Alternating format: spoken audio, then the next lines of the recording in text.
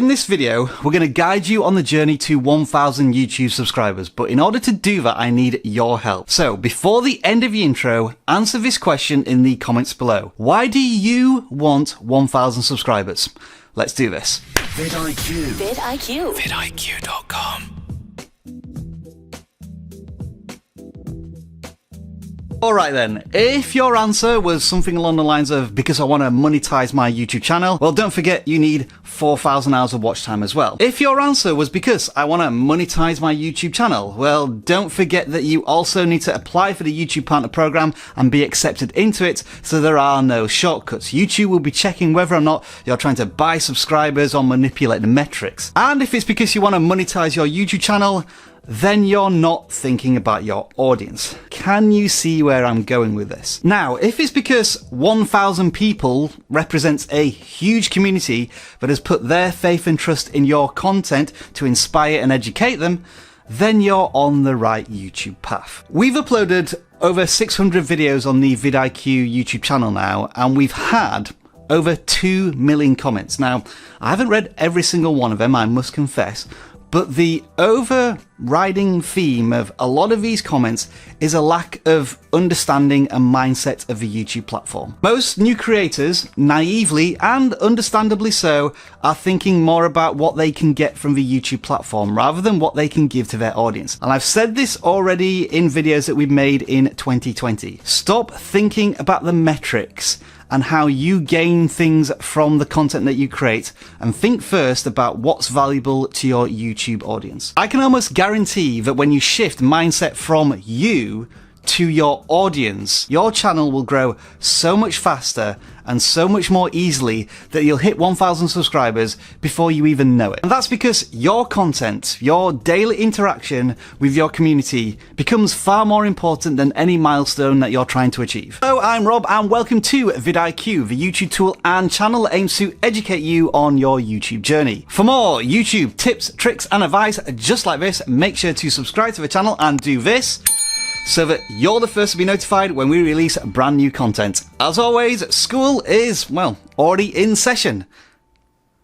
Stop asking whether file names matter in SEO. It never has done and it never will do. It's a myth. Now, while I did say that milestones aren't necessarily that important, especially to your audience at this stage, they probably still do rattle around in the back of your head. So let's touch on this to help with your mental welfare. Getting to 100 subscribers is one of the hardest things you will do on the YouTube platform. We know, we were there to help guide you through it. And if you weren't there, then there's a video over here that you should definitely watch. Now, let's say theoretically that it took you 3 months to get 100 subscribers, and then your next target is 1,000 subscribers.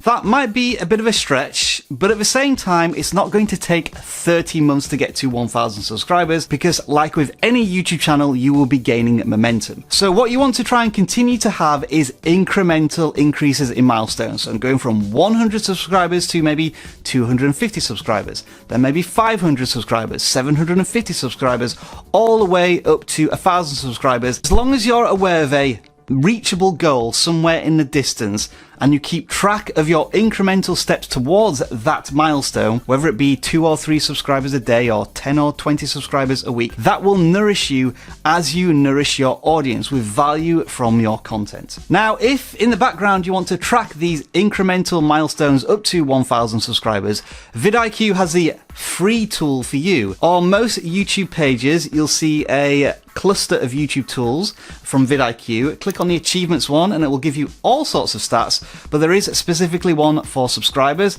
and when you click on it, that generates a certificate and you can share that success with your audience on any of your social media platforms. If you have over 100 subscribers and you're working towards 1,000 subscribers, for the typical channel, you've probably done a few dozen videos and you have some experience and an understanding generally of what your audience likes on your channel. So it's now time to solidify your value proposition. What does that mean? Let me put it very simply. Describe your channel in 5 seconds or less in a catchy, memorable fashion. For example, our value proposition could be YouTube Growth Channel, but in order to make it catchy and memorable, what do we say our channel is about? Educating your YouTube journey. Now let me give you a couple more made up examples. Fortnite gaming channel. There are literally hundreds of thousands of these on YouTube already. So how do you describe your channel in a catchy, memorable way if you're a Fortnite gameplay channel? Well, it could be something along the lines of this. Because headshots are better at 347 frames per second. That could mean that your channel is all about how to improve the gameplay performance of Fortnite or any other first-person shooter game. It gives your channel more focus, your audience knows exactly what your channel is about, and it's memorable. What about this one? European travel vlog. Nah, it's too generic, we've heard it all before. Let's try this. Euro penniless travelling nomad. Alright, it's not my best effort, but I came up with it in 5 seconds. That defines your channel as content all about an individual going around countries of Europe, most likely on an extreme budget. And what type of content is that going to appeal to in terms of a target audience?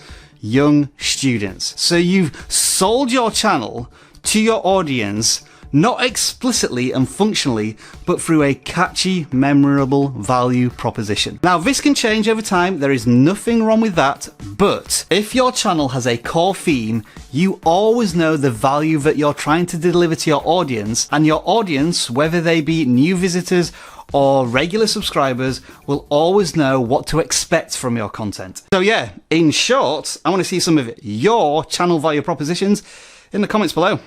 When it comes to starting and building a YouTube channel, I always say that nothing beats experience. So hopefully by now, you should have some videos out on a platform and you've got some views and some subscribers. So what you've gained from that is social proof. You will have certain videos that are performed better than others.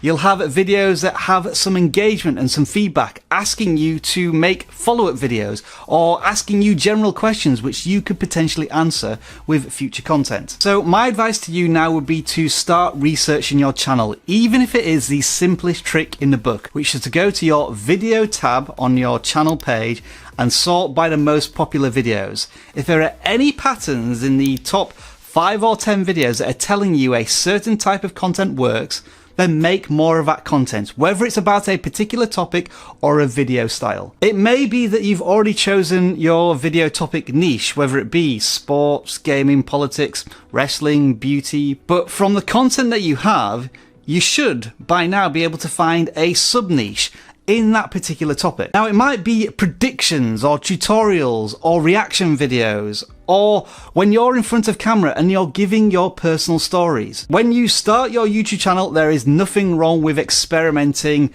80% of the time. But as your channel grows, you'll get to a stage where you are serving your audience the content they want to see 80% of the time, while you can experiment with the other 20% of content. Know more about your own channel and discover what works for your audience, and it's pretty simple, do more of it. And if you drill down into that concept a little further, if you want more subscribers, then look at the videos on your channel that bring in the most subscribers and make more content based on those videos.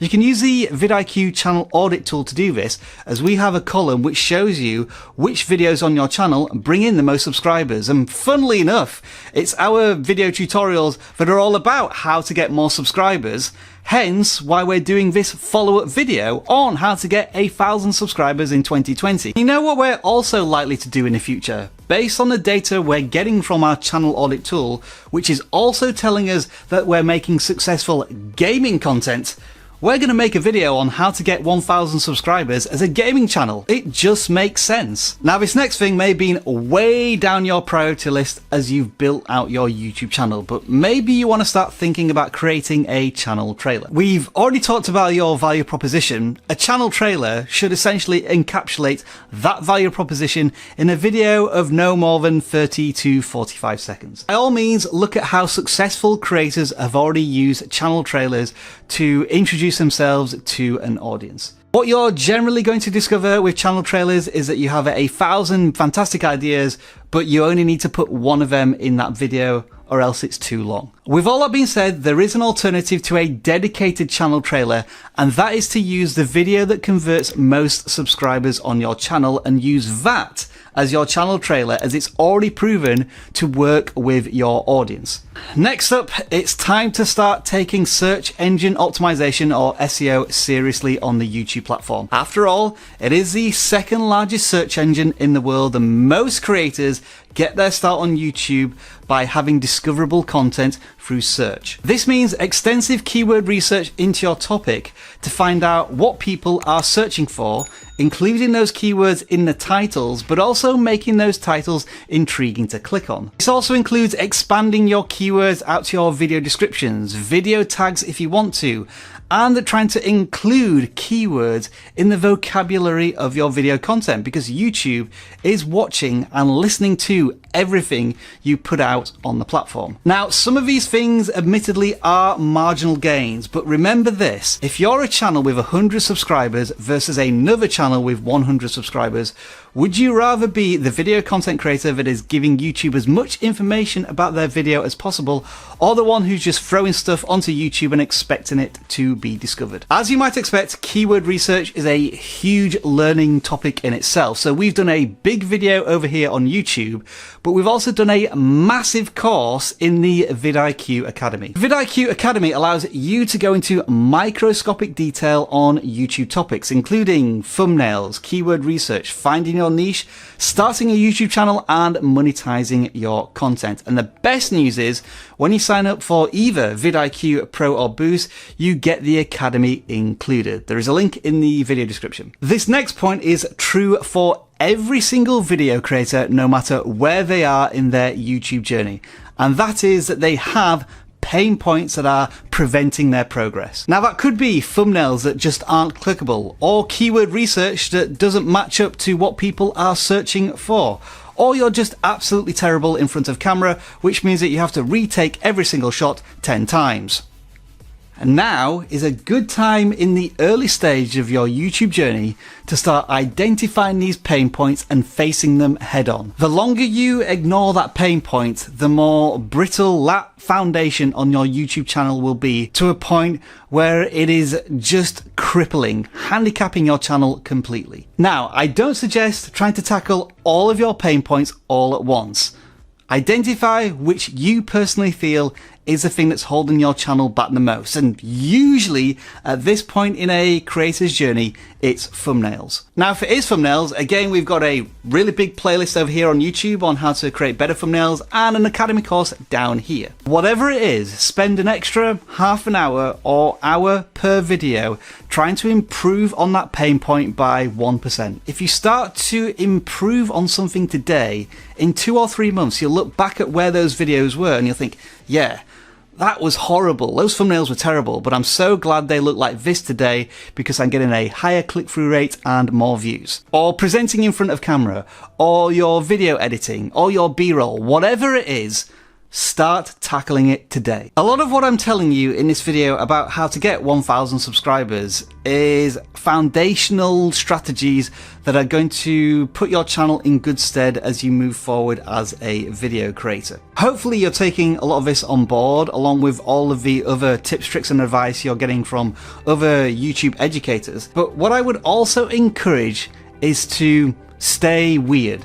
Do things that you wouldn't expect to normally do. 80% of the time you are wanting to deliver content to your audience and create thumbnails that are consistent. But there's nothing wrong with experimentation, because if you don't test new things, you'll never know if you discover a brand new niche or a certain thumbnail that defies all logic but really appeals to a certain demographic who want to click on it because it's different to anything else on YouTube. I'm going to put it like this, and a lot of vidIQ regulars may be annoyed with this. However, PewDiePie versus T-Series, that was me experimenting with different content on the channel, and it turned out to be highly successful. What a lot of regular viewers didn't realize is that it didn't impede on our regular vidIQ content. I was still pumping out hundreds of educational pieces of video content, and the PewDiePie vs T-Series content took up about 10 to 15% of what we did in 2019. But at the same time, those videos brought in millions of views and tens of thousands of subscribers, many who have stuck around to now watch this type of content to grow their channels. Had I stayed strictly within the educational content that we provide here at vidIQ, we may not have reached 450,000 subscribers and 30 million views in the last year. Now that the PewDiePie vs T-Series story has come to an end, what have we come back to? Our core value proposition, educating you on your YouTube journey. It's just that 20% of the time I like to entertain you on your YouTube journey. Now, because of something called audience retention, not everybody who started this video is still watching right now. But for those of you who are 15 minutes into this content, thank you very much for watching. I value your time, and because you're watching the entire video, I hope you're getting the whole value from this content that you're going to use on your channel to help you get to 1,000 subscribers. You are the core members of this community, the brothers and sisters of the vidIQ family. And you will have those same people who are not just subscribers, but super fans. Those who already care deeply not only about your content, but about you as a video creator, and they want to see you succeed. Which is why you should engage with your community as much as you can in your videos. That's why at the beginning of this video I wanted to engage you all by asking a question which you have answered. And for the first couple of hours of this video's life, we will be responding to as many of those comments as we can. It's why I put a voting poll in a recent video asking you whether or not I should keep this beard. And the results have been a resounding yes. So that's exactly what I'm going to do, because I care about how you feel. And it's why, for the rest of this video, I'm going to shout out all of these people who just commented on the vidIQ channel. We always appreciate the engagement, and that's what you should do with your community. Grazik, Taj Musically, Voltage Ace, Changing Stranger, West of Gaming, 007 The Masked Gamer, Gaming with Morris, By Tatters, The Dreamcast, Zuzu.com, N Lamin D, Kian TV, Tutorial Life Studio, Kenjing TV, The Handsome Life, Parosun. Thank you, and thank all of you for watching. Enjoy the rest of your video making day.